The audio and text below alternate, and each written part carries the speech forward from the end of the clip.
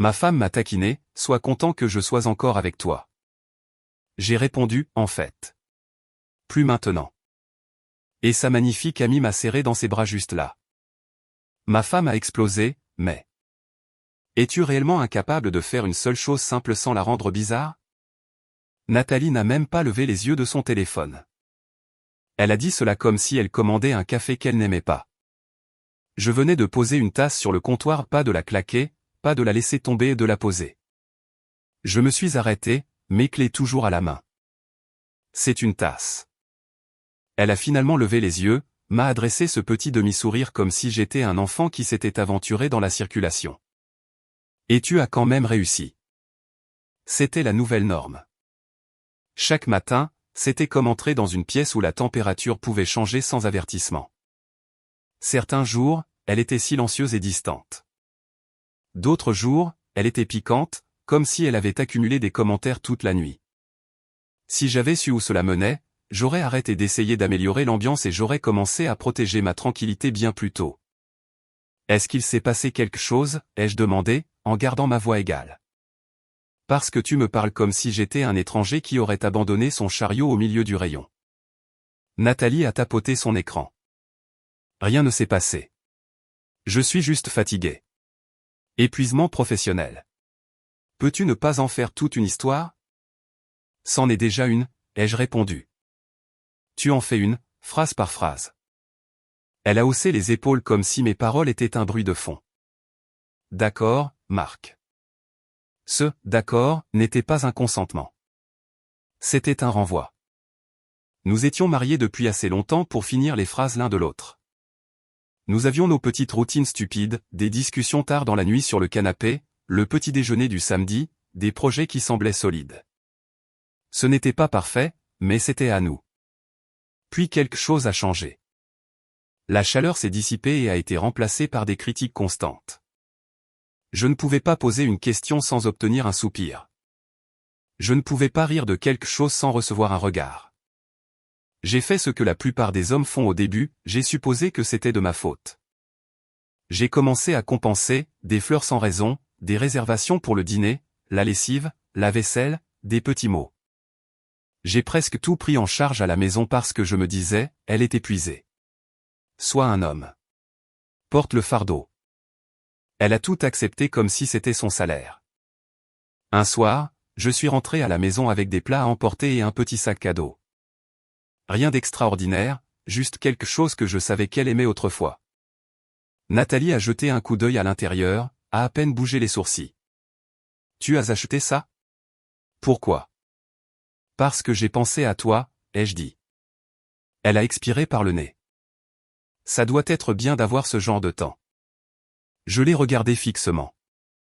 J'essaie vraiment. Ouais, a-t-elle dit, la voix plate, tu essaies d'obtenir de la reconnaissance. J'ai posé le sac sur la table. Nathalie, qu'est-ce que tu attends de moi? Elle s'est levée, a glissé son téléphone dans sa poche comme si elle rengainait une arme. Je veux que tu arrêtes de m'interroger, et peut-être que tu apprennes à te comporter comme un adulte sans avoir besoin d'applaudissements. C'est là que j'ai eu la pensée qui m'a effrayé, j'étais le seul à me battre pour ce mariage. Elle ne faisait que percevoir les avantages et réécrire les règles quand bon lui semblait. Le lendemain matin, j'ai changé d'approche. Pas avec un sermon, mais avec des limites. Au petit déjeuner, j'ai repoussé mon assiette et j'ai dit, nous aurons des horaires séparés cette semaine. Je ne ferai pas la routine nocturne de marcher sur des œufs. Nathalie a cligné des yeux. Qu'est-ce que ça signifie? Ça signifie que si tu veux parler, nous parlons avec respect, lui ai-je dit. Si tu veux lancer des piques, je serai dans mon bureau ou à la salle de sport. Je ne suis pas disponible pour servir de cible. Elle a éclaté de rire comme si j'avais raconté une blague au mauvais moment. Oh mon Dieu! Écoute-toi parler. J'ai levé un sourcil. Oui, écoute-moi. C'est le but. Marc, tu es mélodramatique. Non, ai-je dit. Je suis clair. C'était ma première manœuvre. Pas une punition. De nouvelles règles.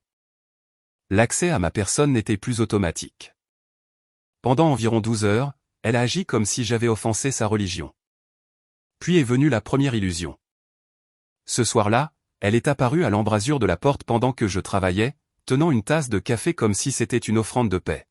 « Salut », a-t-elle dit, plus doucement qu'elle ne l'avait été depuis des semaines. J'ai été agressive. Le travail a été très prenant. Je n'ai pas sauté pour la serrer dans mes bras. J'ai juste hoché la tête. Notez. Elle s'est approchée, a posé le café. Je suis sérieuse. Je ne veux pas que nous soyons comme ça. Je l'ai regardée une seconde. Son ton était juste. Son visage était juste. Le moment était suspect. Alors arrête d'être comme ça, ai-je répondu. Elle a tendu la main et a effleuré mon épaule. Je vais essayer. J'ai laissé cela en suspens sans le récompenser. Les efforts sont visibles. Je le remarquerai. Elle a esquissé un petit sourire comme si elle s'attendait à ce que je fonde. Au lieu de cela, je suis resté d'acier. Cette nuit-là fut calme, trop calme, comme un magasin silencieux parce que le gérant surveille. Quelques jours plus tard, elle a commencé à disparaître plus souvent. Je sors avec Laure, disait-elle, déjà à moitié dans son manteau. Nous avons besoin d'une soirée entre filles. J'ai besoin de respirer. Laure était sa meilleure amie. Elle se connaissait depuis toujours. Laure était le genre de femme qui se souvenait des anniversaires et écoutait vraiment quand quelqu'un parlait. Elle était aussi la seule personne dans l'entourage de Nathalie qui ne me traitait pas comme un appareil ménager. La première fois que Nathalie l'a dit, je n'ai pas discuté. Amuse-toi bien, lui ai-je dit. Envoie-moi un texto quand tu rentreras. Elle a levé les yeux au ciel. Je ne suis pas une adolescente, Marc. Je n'ai pas dit que tu l'étais, ai-je répondu. C'est juste de la courtoisie élémentaire. Elle est sortie quand même, claquant la porte un peu trop fort. J'ai essayé d'ignorer le pressentiment dans mon ventre. Pas de la jalousie, de la reconnaissance de schéma. Puis c'est arrivé.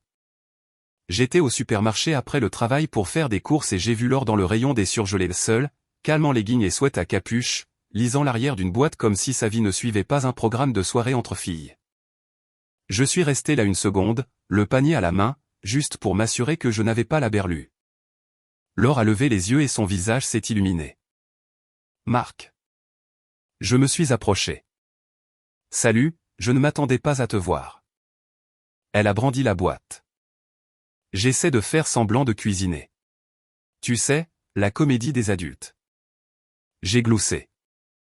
Nathalie a dit que vous étiez ensemble ce soir. Le sourire de Laure a vacillé. Juste un instant, mais c'était suffisant. Ce soir, a-t-elle répété.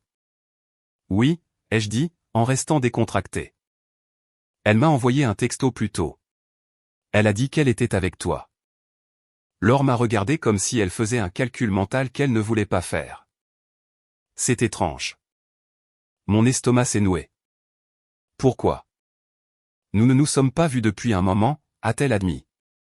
Nous nous sommes envoyés des textos, mais pas ce soir. Je n'ai pas eu de grande réaction. Je n'en avais pas besoin. La pièce du puzzle s'est mise en place d'elle-même. Laure a baissé la voix. Elle s'est plainte de toi. Évidemment, ai-je répondu sèchement. Laure a grimacé. Pas des choses justes. Plutôt du genre, tu n'en fais pas assez. Tu ne la comprends pas. Tu es à la traîne. J'ai fixé la porte du congélateur. Je m'occupe de la maison comme une entreprise de déménagement. Je sais, a dit rapidement Laure. C'est pour ça que ça ne me semblait pas correct. Je l'ai regardée alors. Vraiment regardée. Elle ne souriait pas narquoisement. Elle ne faisait pas de commérage pour le plaisir. Elle avait l'air mal à l'aise et un peu protectrice. Laure a ajouté plus bas, pour être honnête, les hommes comme toi ne courent pas les rues. Il y avait quelque chose dans son ton. Chaleureux, légèrement taquin, mais pas imprudent. Plutôt comme si elle me rappelait quelque chose que j'avais oublié, je n'étais pas fou d'attendre du respect. Je lui ai adressé un demi-sourire. Attention. Les compliments pourraient me monter à la tête. Laure a laissé échapper un petit rire. D'après ce que j'entends, tu en aurais bien besoin. J'ai payé mes courses et je suis parti avec une nouvelle énigme qui me taraudait l'esprit. Si Nathalie n'était pas avec Laure, où était-elle? Je n'ai pas confronté Nathalie ce soir-là. J'ai observé. Au cours de la semaine suivante, les soirées entre filles se sont multipliées et les excuses sont devenues plus fluides. Laure traverse une période difficile, disait-elle de manière dramatique. Je soutiens mon amie. Puis je voyais Laure à la salle de sport le même soir, écouteurs aux oreilles, menant sa vie normale. La deuxième boucle s'est ouverte, Nathalie ne partait pas seulement, elle utilisait Laure comme bouclier. La troisième boucle concernait l'argent et le contrôle. Nathalie a commencé à lancer des commentaires comme des bombes désinvoltes.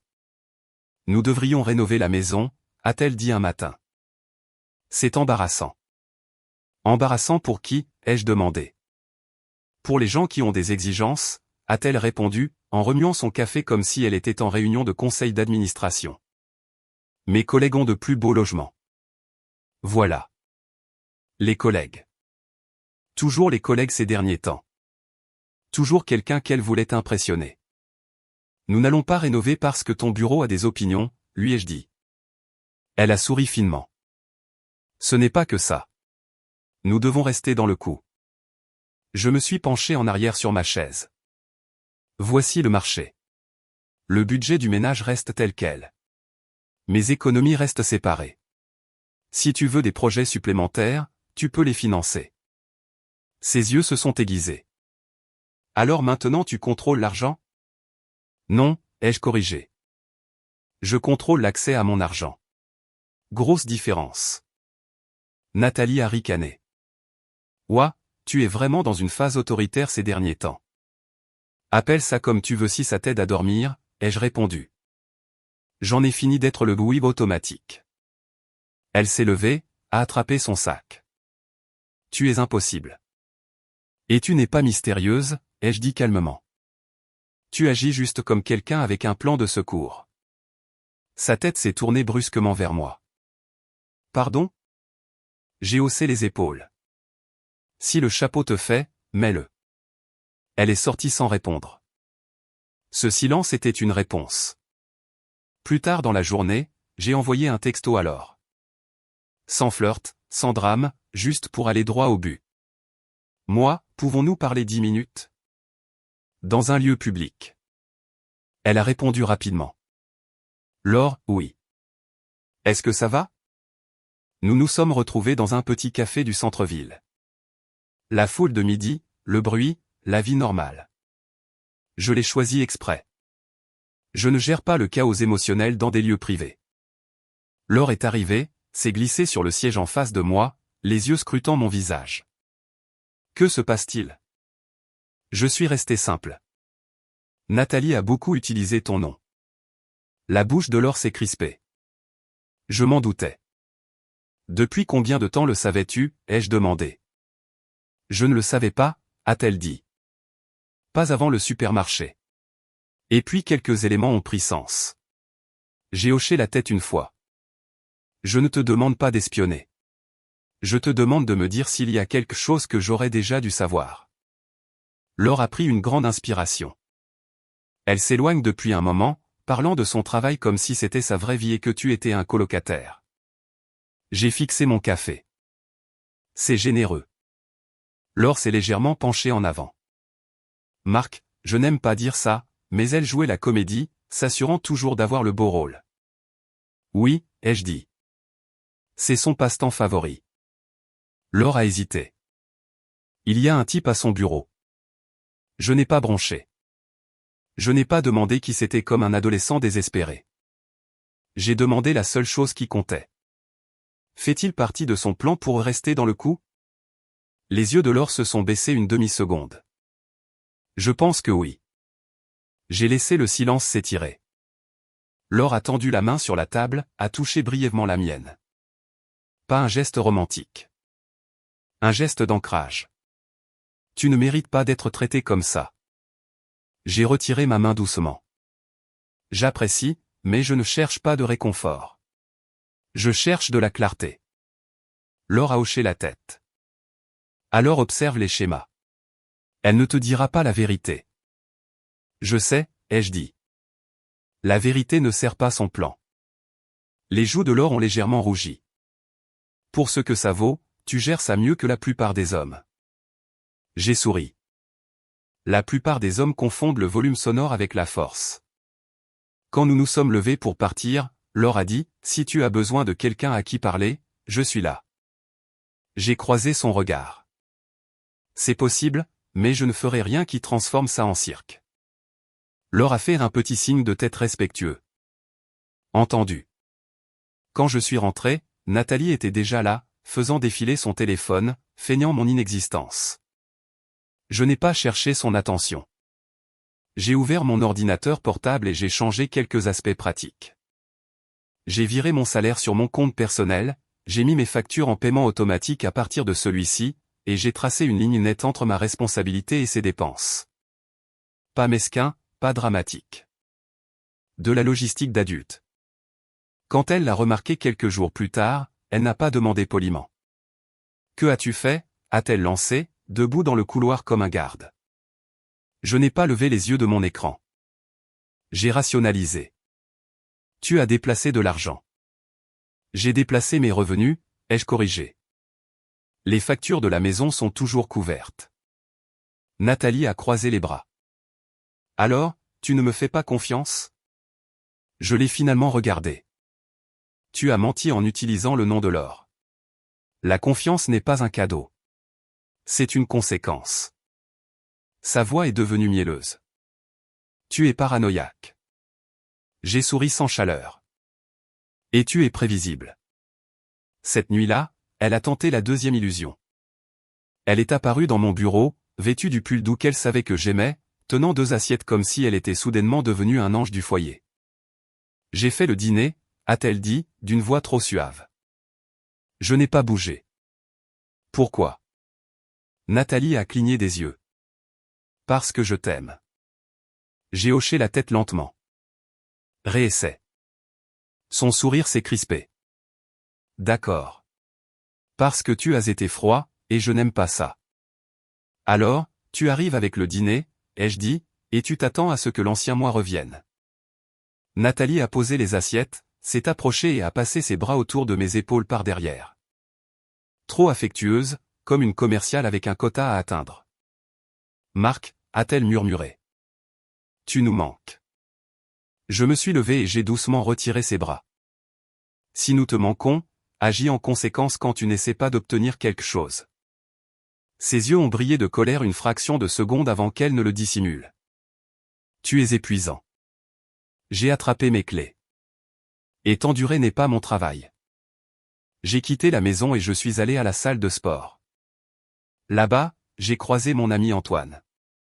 La quarantaine, grande gueule, direct le genre de type qui pouvait flairer les absurdités de l'autre côté d'un parking.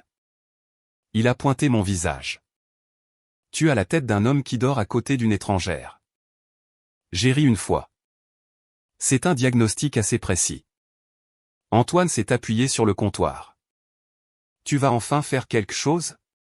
Ou vas-tu continuer à jouer à monsieur compréhensif ? Je fais quelque chose, ai-je dit. J'observe. J'ajuste. Antoine a reniflé. Bien.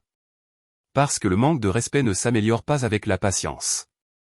Il devient plus audacieux. J'ai hoché la tête. Oui, je le remarque. 2 jours plus tard, Nathalie m'a envoyé un texto en fin d'après-midi. Nathalie, je travaille tard. Nouveau projet. Ne m'attends pas. Je l'ai lu 2 fois. Aucune émotion, juste des données. Je n'ai pas répondu non pas comme une punition, mais comme un signal. Tes mots ne méritent pas automatiquement mon attention. Puis j'ai pris une décision.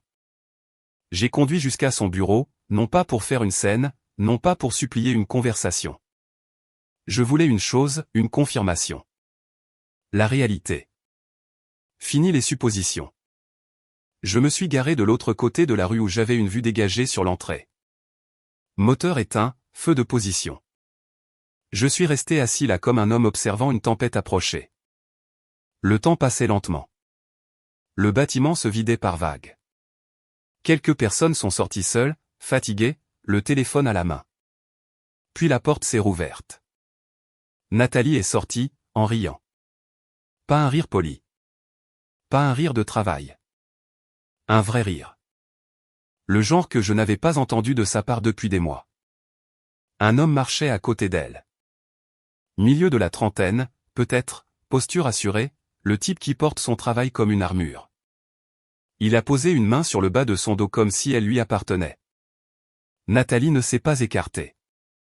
Elle s'est appuyée contre lui comme attirée par la gravité. Je n'ai pas réagi. Je n'ai pas frappé mon volant.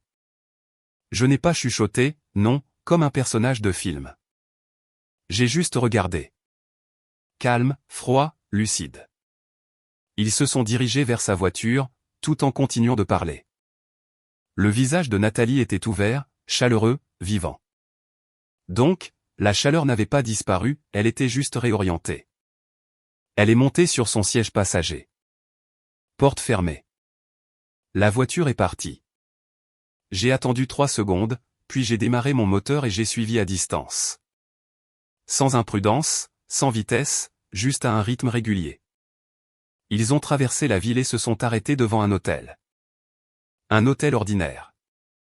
Pas accent Graveleuil, pas un lieu de vacances, juste un endroit où l'on va quand on ne veut pas rentrer chez soi. L'homme est sorti, a fait le tour et lui a ouvert la porte. Nathalie lui a souri comme s'il avait fait quelque chose de noble. Ils sont entrés ensemble sans regarder autour d'eux. Aucune hésitation. Aucun sentiment de « c'est mal », juste de la routine. Et c'est là que quelque chose en moi s'est éteint. Pas l'amour. L'amour se mourait depuis des mois. C'était l'espoir. Je suis resté assis là 1 minute, les mains posées sur le volant, et je n'ai rien ressenti d'autre qu'une certitude propre et tranquille. C'était le coup de grâce porté au respect, non pas parce qu'un autre homme existait, mais parce que ma femme m'avait traité comme un déchet tout en réservant la meilleure version d'elle-même pour quelqu'un d'autre, pour ensuite rentrer à la maison et appeler ça de l'épuisement professionnel. Je suis rentré chez moi comme un homme revenant d'une réunion d'affaires. Sans trembler, sans drame, simplement résolu. Quand je suis entré, la maison était silencieuse. Je n'ai pas fait les 100 pas. Je n'ai pas répété de discours. J'ai préparé un sac avec l'essentiel, vêtements, documents, mon ordinateur portable, quelques objets sentimentaux. Je l'ai mis dans le coffre de ma voiture. J'ai fait de la chambre d'amis ma chambre. J'ai déplacé tout ce qui était important des espaces communs. Puis j'ai appelé Laure. Elle a répondu à la 2e sonnerie. Laure, j'ai besoin que tu viennes, ai-je dit. Ce soir. La voix de Laure s'est faite plus vive. Que s'est-il passé? Je te le dirai quand tu seras là, ai-je répondu. Et j'ai besoin que tu sois calme. J'arrive, a-t-elle dit, sans hésitation. Laure est arrivée 20 minutes plus tard, les cheveux encore humides comme si elle avait quitté son appartement en toute hâte. Elle est entrée, m'a jeté un regard, et son visage s'est adouci. Tu as vu quelque chose, a-t-elle dit. J'ai hoché la tête. J'ai suivi un texto je travaille tard. Laure a expiré lentement. Oh. Nous nous sommes assis dans le salon. Je lui ai raconté les faits, le bureau, la voiture, l'hôtel.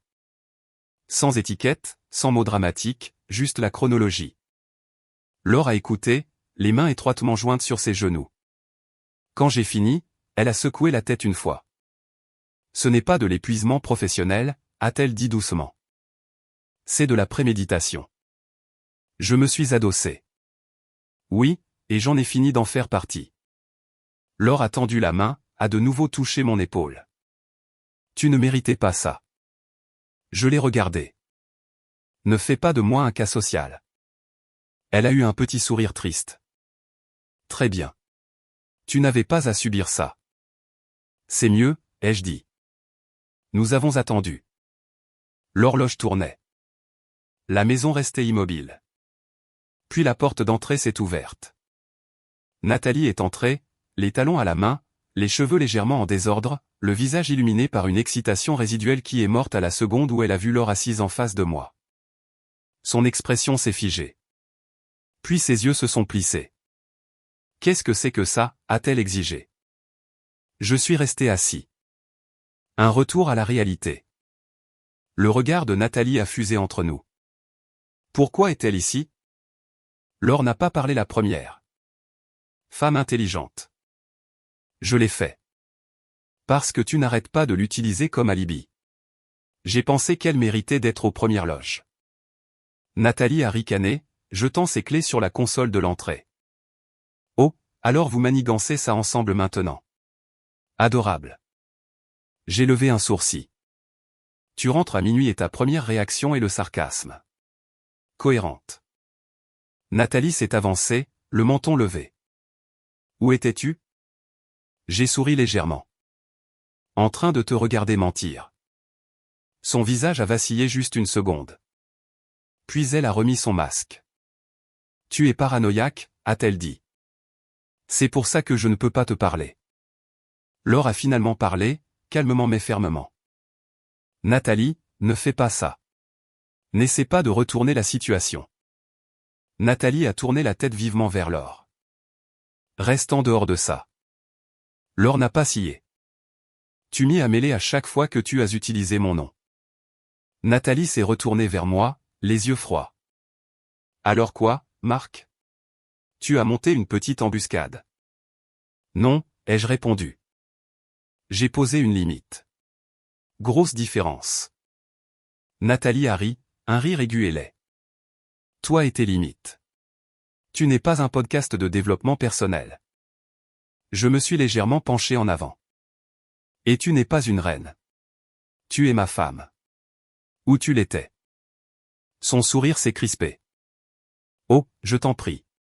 Tu devrais être reconnaissant que je sois même encore là. Les yeux de Laure se sont écarquillés. Elle a regardé Nathalie comme si elle ne pouvait pas croire que ces mots étaient réellement sortis. J'ai hoché la tête lentement. C'est la réplique que tu as choisie. Nathalie a haussé les épaules. La vérité blesse. Pas ce soir, ai-je dit. Ce soir, la vérité met un point final. Le visage de Nathalie s'est durci.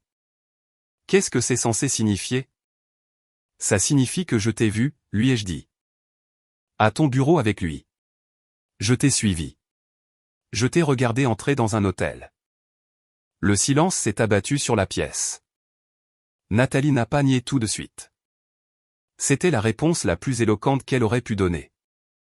Puis elle a tenté de changer de sujet. Tu m'as suivi, a-t-elle lancé. C'est malsain. C'est du contrôle. J'ai eu un petit rire. Tu es là, fraîchement sorti d'un hôtel, et tu veux critiquer mon comportement? Quelle assurance. La voix de Nathalie s'est élevée. Tu es fou. Laure s'est levée, se rapprochant de moi. Sans agressivité, juste présente. Elle a passé un bras dans mon dos, un geste de soutien. Nathalie l'a vu, et son visage a changé comme si elle attendait de pouvoir se raconter une autre histoire. Oh mon Dieu, a craché Nathalie. Alors c'est ça? Tu me fais ça avec elle? J'ai regardé Nathalie comme si elle venait d'essayer de me vendre une chaise cassée. Écoute-toi. Nathalie a pointé Laure du doigt. Tu es répugnante. La voix de Laure est restée égale. Nathalie, tu n'es pas en position de jouer l'arbitre moral ce soir. Les yeux de Nathalie se sont embués de larmes, et pendant une fraction de seconde, j'ai vu la panique. Pas la culpabilité. La panique. La perte de contrôle. Elle a fait un pas vers moi. Marc. D'accord. J'ai été stressé. J'ai fait une erreur. Pouvons-nous juste parler? Juste nous deux. Je me suis levé. Calme. Non. Nathalie a cligné des yeux fortement. Comment ça, non? Ça veut dire que tu as eu des mois pour me traiter comme un mari, ai-je répondu. Tu as choisi de me traiter comme une nuisance. J'étais épuisé, a-t-elle dit rapidement. Tu ne comprends pas mon travail. J'ai hoché la tête. Je comprends le mensonge. Je comprends le mépris. Je comprends que tu réserves ta chaleur pour quelqu'un d'autre et que tu me ramènes ton amertume. La voix de Nathalie s'est brisée. Ce n'était pas comme ça. J'ai sorti la clé de la chambre d'amis de ma poche et je l'ai brandie. Tes affaires vont dans la chambre d'amis jusqu'à ce que tu les emballes. Tu ne dormiras pas dans notre lit. Nathalie a fixé la clé comme si c'était une insulte. Tu ne peux pas faire ça. Je l'ai déjà fait, ai-je dit. Logistique d'adulte, tu te souviens? Elle a secoué la tête, respirant plus vite. Marc, tu réagis de manière excessive. Je me suis approché, sans envahir son espace, juste assez près pour qu'elle doive me regarder. Tu n'as plus le droit de décider de ma réaction. Laure est restée silencieuse, mais elle ne s'est pas éloignée. Nathalie l'a remarqué aussi. La voix de Nathalie est redevenue vive, changeant de tactique. Alors quoi? Tu me quittes après tout ce que j'ai fait? Après tout ce que j'ai fait, ai-je répété. Tu veux dire après que je me sois occupé de cette maison pendant que tu me traitais comme un punching ball? J'étais malheureuse. Nathalie a levé les bras en l'air. Alors tu pars, ai-je dit. Tu ne mènes pas une double vie pour rentrer m'insulter à la maison. Le visage de Nathalie s'est décomposé en larmes comme si on avait appuyé sur un bouton. Je suis désolé. Je suis désolé. D'accord? Je vais arranger ça. Je vais quitter ce projet. Je vais changer d'équipe. Tout ce que tu veux. J'ai secoué la tête une fois. Je n'attends plus rien de toi. C'est ça qui est important. Nathalie a essuyé ses joues, sa voix tremblante.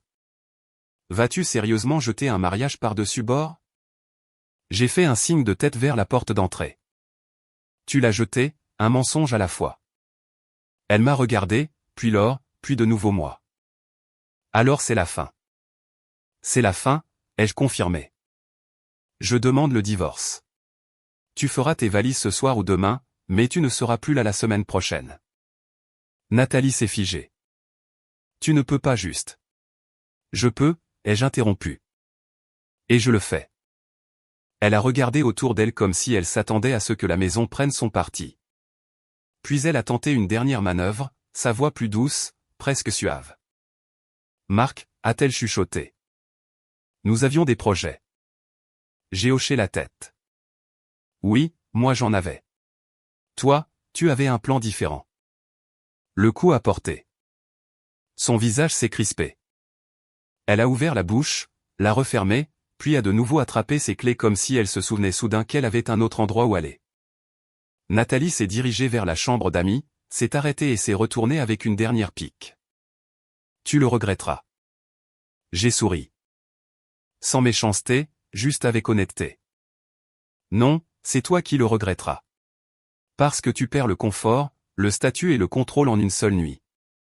Ses yeux ont brillé de rage, puis de peur, puis de rien. Elle s'est retournée et s'est éloignée.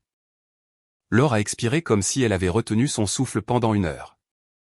Est-ce que ça va? J'ai regardé mon salon. Le calme, les lignes épurées d'une vie qui était soudainement redevenue la mienne. Je ne vais pas bien, ai-je répondu. Mais je suis lucide. Laure a hoché la tête. De quoi as-tu besoin? J'ai montré le canapé. Assieds-toi. Ne dis pas pauvre Marc. Sois juste humaine. Laure s'est assise. D'accord. Mode humain. Je me suis laissé tomber sur le fauteuil en face d'elle. Si je commence à douter de moi, rappelle-moi l'hôtel. L'expression de Laure s'est durcie. Compte sur moi. Les semaines suivantes n'ont pas été dramatiques. Elles ont été pratiques. Nathalie a fait ses valises. Elle a tenté quelques autres manœuvres émotionnelles, triste un jour, en colère le lendemain, puis excessivement polie comme si nous étions des collègues dans un couloir. Je n'ai pas mordu à l'hameçon. J'ai gardé une attitude nette et respectueuse, mais distante. Pas de longues discussions, pas de seconde chance, pas de conversation de clôture qui n'étaient en réalité que de nouvelles tentatives de manipulation. Quand elle a essayé de commencer une dispute sur l'allée, j'ai levé une main.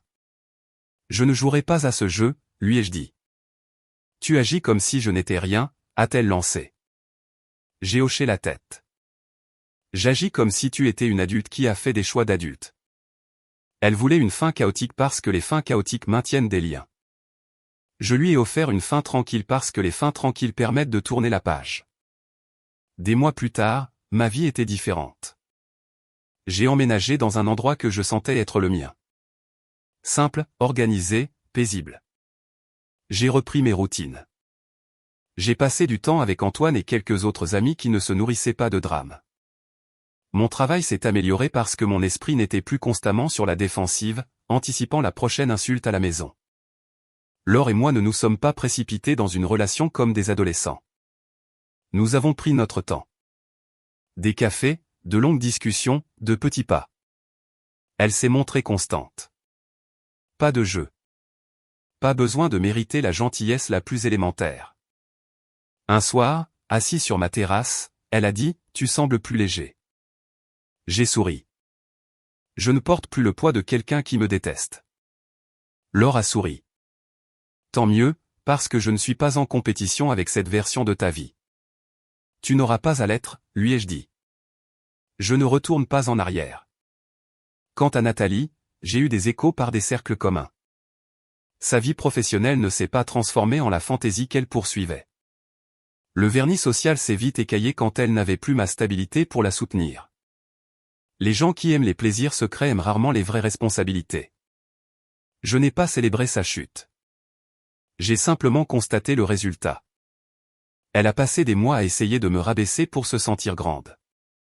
Au final, la seule chose qui a diminué, c'est son monde.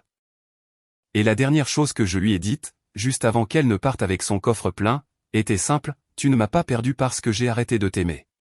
Tu m'as perdu parce que tu as arrêté de